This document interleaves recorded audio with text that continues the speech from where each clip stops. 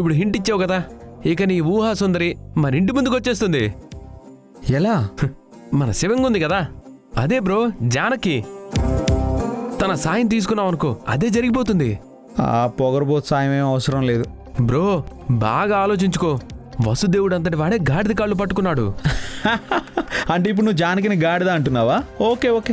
నాకు జానకి మీద అలాంటి అభిప్రాయం లేదు, కానీ నీకు సాయం కావాలంటే నువ్వు అలా ఆనుకో, నీకు కొంచెం కంఫర్ట్గా ఉంటుందని చెప్పా.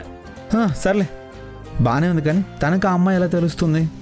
బ్రో, తనకి చుట్టుపక్కల ఉన్న వాళ్ళందరూ తెలుసు. మనం నీ కల్లోకి వచ్చే అమ్మాయి గురించి కొన్ని పోలికలు చెప్పామనుకో, ఇదిగో తను మా ఎదురింట్లోనే ఉంది, మా వెనక వీధిలోనే ఉంది, మా గుడికి వస్తూ ఉంటుందని చెప్పేస్తుంది. ఎందుకంటే జానకి అంత ఇన్ఫ్లుయెన్స్ ఉంది. మొత్తం ఆ అమ్మాయి డీటెయిల్స్ మనం చెప్తే ఆ అమ్మాయిని పట్టుకొని నీ ముందు నిలబెడుతుంది. అప్పుడు నువ్వు జానకో థ్యాంక్స్ చెప్పి నా వైపు చూసి, ఒరే అభి, తమ్ముడు పుట్టినప్పుడు కాదురా, పెరిగిలా సాయం చేసినప్పుడేరా నీ మీదున్న మమకారం ఆకాశాన్ని తాకుతుందని నా గురించి ఎన్నో ఎన్నో గొప్ప గొప్ప మాటలు చెప్తావు. దాంతో నేను కన్నీళ్లు పెట్టుకుని తుడుచుకోకుండా, అరే అనయ్య, నీ తమ్ముడుగా పుట్టినందుకు నీకు సాయం చేయడం నా బాధ్యత, ఇట్స్ మై డ్యూటీ అని సింపుల్గా చెప్తా. ఓహో, అప్పుడు నువ్వు హ్యాపీగా ఫీల్ అవుతావు. ఎప్పటి నుంచి ఇలా అనిపిస్తుందమ్మా నీకు? ఏమనిపించడం? అదేరా, ఇలాంటి పిచ్చి పిచ్చి వాగడంతా వాగాలని ఎప్పటి నుంచి అనిపిస్తుంది నీకు? అంటావురా అంటావు, నాకు తెలుసు. కానీ నేను చెప్పేది జరిగితే అప్పుడు అప్పుడు తెలుస్తుంది నీకు ఈ తమ్ముడు పవర్ ఏంటో. ఆ జానకిని హెల్ప్ అడగాలంటేనే చిరాగ్గా ఉందిరా నాకు. నువ్వు ఇలా ప్రతిదానికి చిరాకు పడ్డావు అనుకో, భూమికి నీకు తేడా ఉండదు. కాకపోతే భూమికి భయం, నీకు చిరాకు, అంతే తేడా. మిగతాదంతా same to same. Hello, idea ఇచ్చాను కదా, వెంటనే ఫాలో. హే, నేను రానురా. హే, ఇంకేం మాట్లాడుకు, మాటలు లేవు, మాట్లాడుకోవడం లేవు, వచ్చేయ్. అది కాదురా, ఇంకెప్పుడు చేయనక్క.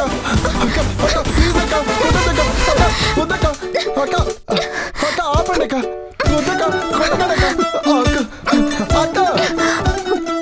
రే అభి, మీ శివంగి ఎవరినో కొట్టేస్తుందంట్రా. అవునా? అయినా ఏంటి అలా బాధేస్తుంది? ఎవరో ఒకరితో గొడవ పడింది. ఈవిడ గారికి రోజు గడవదా అనుకుంటా. ప్రతిరోజు ఇదే పని కదా అమ్మాయి గారికి. అన్నయ్య, జానకి ఏం చేసినా అందులో ఖచ్చితంగా మంచి అర్థం ఉంటుంది. నువ్వు తప్పుగా అనుకోకు, పద చూద్దాం. ఇంకోసారి పిచ్చి పిచ్చి వేషాలు వేసావంటే వీధిలోనే గొయ్యి తీసి పోత పెట్టేస్తాను. చెప్పాను కదా, ఇంకెప్పుడు ఇలాంటి పని చేయను. అక్క నన్ను వదిలే, నీకు పుణ్యం ఉంటది. ఏమైంది? ఎందుకు ఇతను కొడుతున్నావు? రే, తను కొట్టడానికి రీజన్స్ ఏముంటారా? తనకి చెయ్యి ఉంది, తన చేతిలో కర్ర ఉంది, వీడికి కాళ్ళు చేతులు ఉన్నాయి. తను కొడుతుంది, వీడు పడుతున్నాడు, అంతే.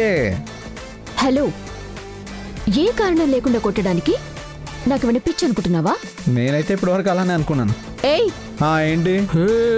ఆగండి ఆగండి ఆగండి ఆగండి. జరుగుతున్న గొడవ కాకుండా మళ్ళీ మీ ఇద్దరు గొడవ? గొడవ కాదు, అసలు వీడు ఏం చేశాడో తెలుసా? ఏం చేశాడో తెలుసా, ఏం చేశాడో తెలుసా అంటావే గాని ఏం చేశాడో చెప్పవే. వీడు మా ఊళ్ళో ఒక అమ్మాయిని వెతుకుతున్నాడంట.